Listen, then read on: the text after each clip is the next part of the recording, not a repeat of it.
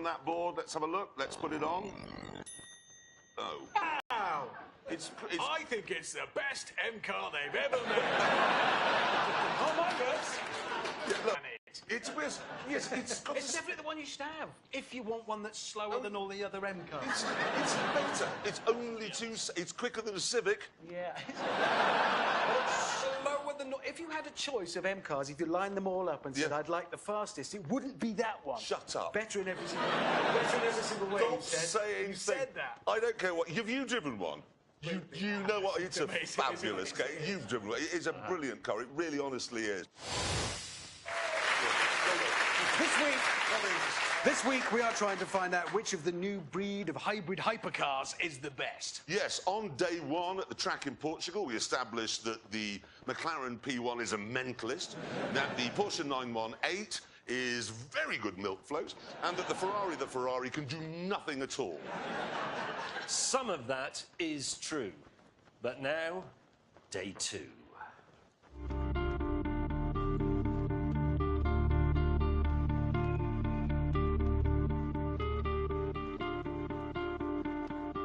We began by lining up the three most exciting cars on the planet for the drag race of all drag races.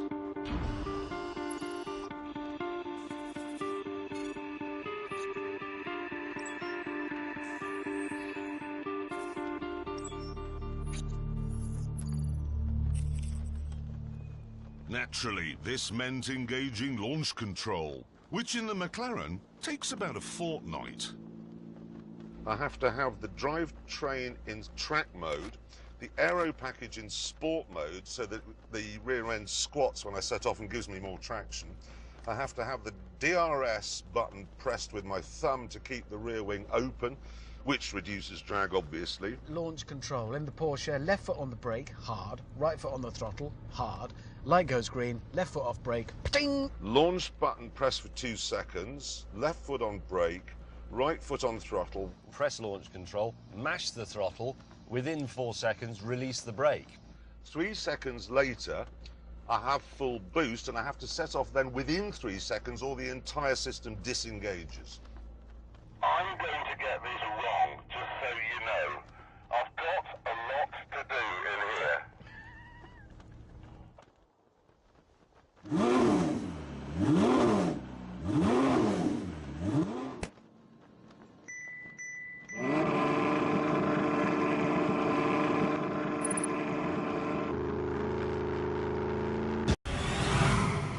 Three, two, one, go!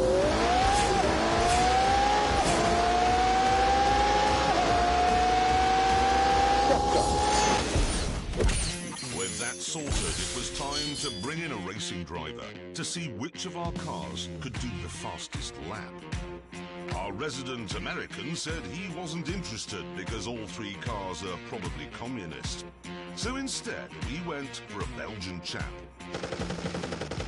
who's done Formula One and Formula E, Jerome D'Ambrosio.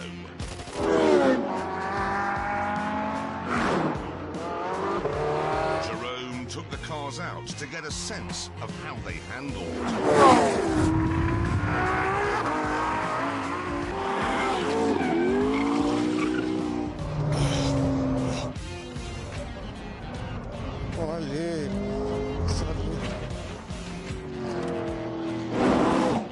And when he'd finished, we were interested to hear his professional opinion. La McLaren, une voiture, je pense peut-être la plus difficile à piloter. Très facile de faire une erreur, c'est vraiment une voiture de grand garçon. Il faut faire attention et donc pas facile de faire un tour. Je pense qu'elle est un peu moins efficace. At this point, word reached us that Jeremy was taking liberties with the subtitling machine. Donc c'est... So we moved on to the big event, the timed laps.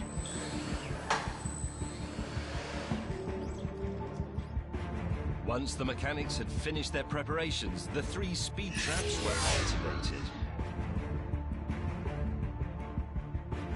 And the Ferrari took its place on the start line.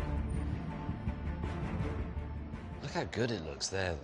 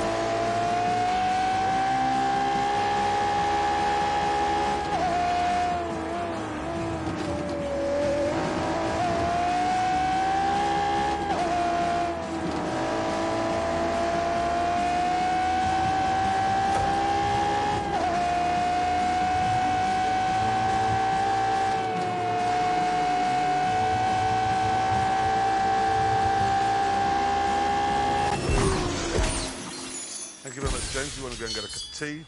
Well, we've warmed the track. Next, it was the turn of the Porsche 918. How much faster will it go because of the stripes, do you think? Much.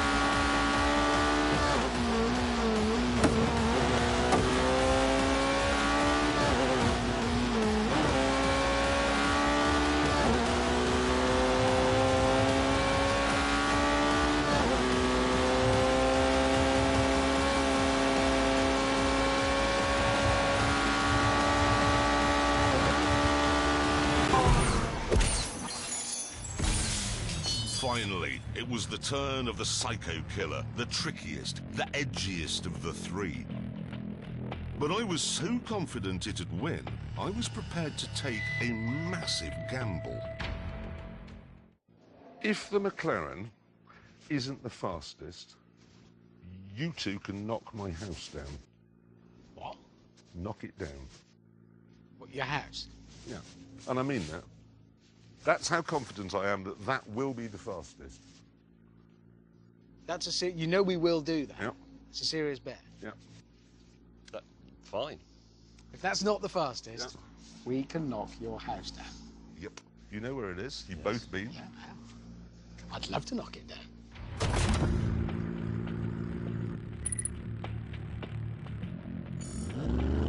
Here we go. A lot riding on this.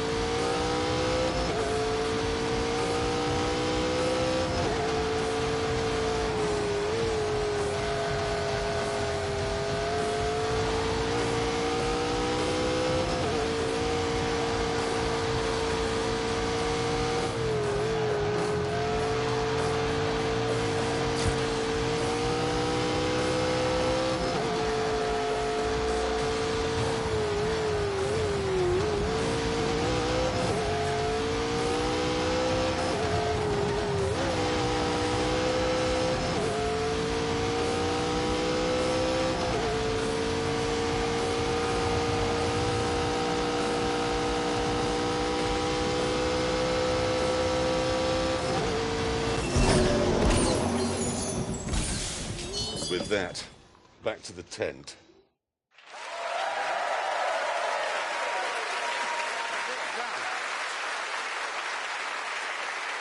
Thank you so much. Now, I want to make it absolutely plain, because I know this matters to Anorax. All three cars were running on exactly the same sort of tyres. Yes, same tyres, same track, same driver. So the times are down to the cars. Yeah. Yep, and now it is time to reveal those times. And let me just make it absolutely clear. We don't know what they are.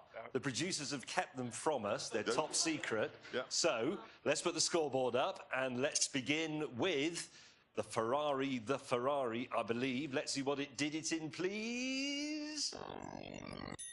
154.4. We don't know if that's any good, do we? But... Well, let's move on and do the Porsche next. Let's have a look. What did the Porsche do it in?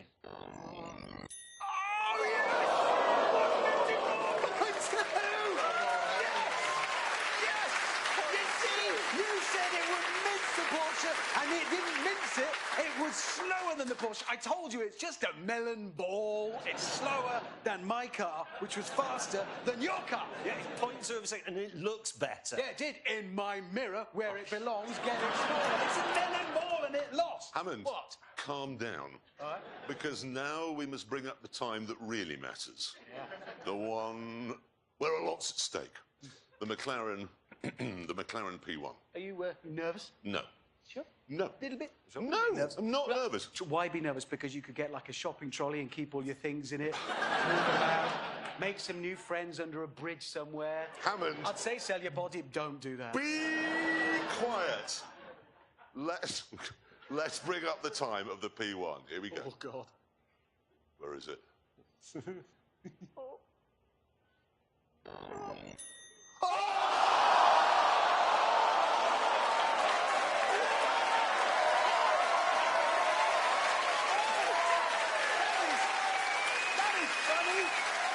Because you said the fastest, but it's not the fastest, it's the slowest. Yeah. And on that terrible disappointment, I'm afraid it's time to end. Thank you all very much for coming. Thank you for watching, and we'll see you next week in Johannesburg. Goodbye!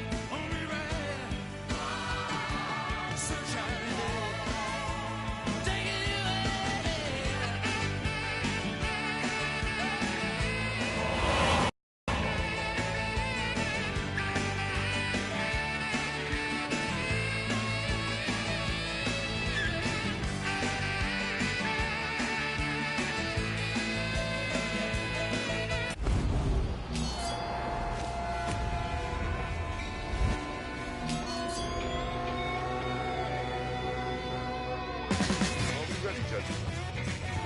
Honestly, I don't.